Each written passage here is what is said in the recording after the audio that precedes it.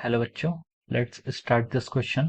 So this question says, consider consider two displacements, one of magnitude 3 meter and another of magnitude 4 meter.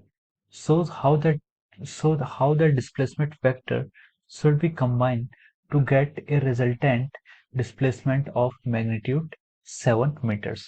तो देखिए जो आपका question है, ये आपका क्वेश्चन किससे रिलेटेड है? ये क्वेश्चन आपका डिस्प्लेसमेंट या फिर वेक्टर से रिलेटेड है। तो हम इसको बोल सकते हैं कि जो इस क्वेश्चन का आपका की कॉन्सेप्ट है, ये क्या आपका वेक्टर्स कैलकुलेशन पर डिपेंड है, या फिर इसे एडिशन ऑफ वेक्टर भी कह सकते हैं। तो ये क्वेश्चन आपका वेक्टर से रिलेटेड है। अब देखिए इस क्वेश्चन में आपको बोला गया है कि consider two displacement, one of magnitude 3 and another of magnitude 4। तो जो आपका डिस्प्लेसमेंट है, we know that displacement is a vector quantity. Displacement आपकी वेक्टर क्वांटिटीज होती है, और दो वेक्टर क्वांटिटीज का अगर हमें रिजल्टेंट निकालना होता है, तो calculate the resultant of two vector quantity.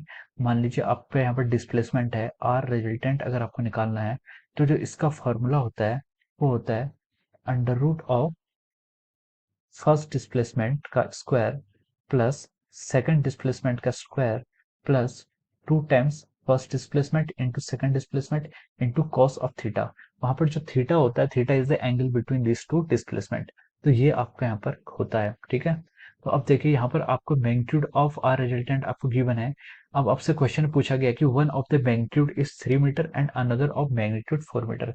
तो यहाँ पर R1 का मैग्नीट्यूड आपको गिवन है, कितना है? 3 मीटर दिया गया है। और R2 का अगर हम मॉड लें तो ये भी आपको गिवन है, कितना? 4 मीटर।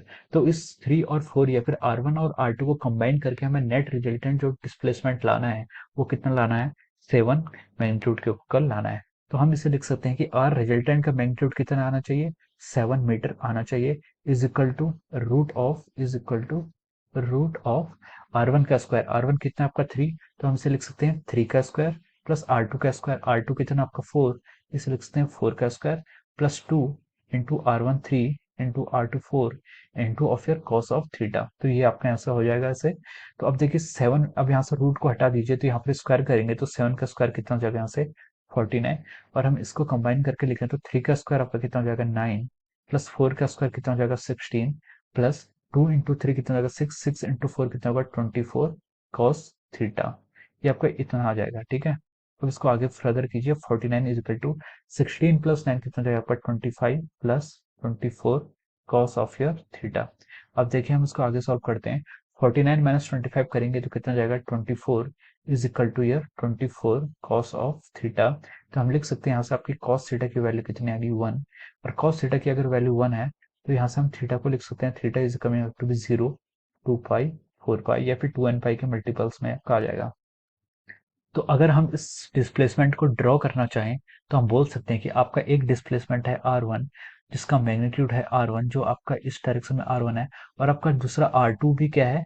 उसी डायरेक्शन में है। तो ये दोनों वेक्टर्स आपके क्या है? सेम डायरेक्शन होंगे। उनके बीच का जो एंगल है वो क्या होना चाहिए? 0 होना चाहिए, या फिर 2 पाई होना चाहिए, या फिर 4 पाई होना चाहिए। तो उनके बीच का एंगल कितना हो गया है? 0 यहाँ से आ रहा है। तो how the displacement vector should be combined to get a resultant displacement of magnitude 7 vector. तो हमने यहाँ पर प्रूव कर दिया। When the angle between this two vector, जब इन दोनों वेक्टर्स के बीच का जो एंगल होगा वो 0 डिग्री होगा, तब इनका डिस्प्लेसमेंट कितना आ जाएगा? 7 मीटर के इक्वल आ जाएगा। So I hope you all understood this concept well. Thank you so much.